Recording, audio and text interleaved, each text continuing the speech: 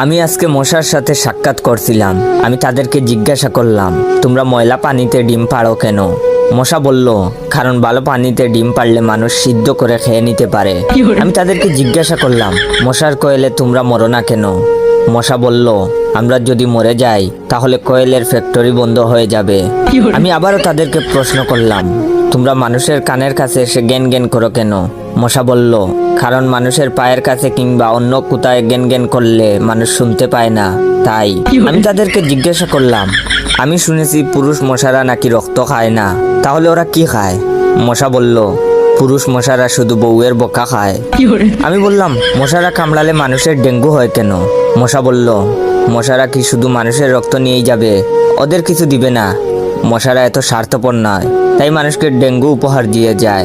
মশার সাথে সাক্ষাৎ করার পর আমি মশার উপর রিসার্চ করলাম।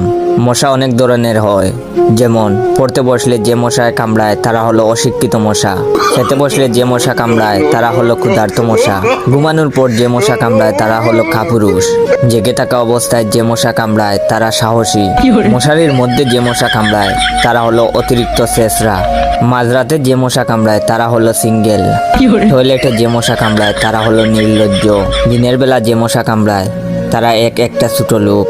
আমার এই ভিডিওটা দেখার সময় আপনাদের যেই মশাগুলো কামড়াইতেছে ওইগুলো হলো প্রতিবাদী মশা।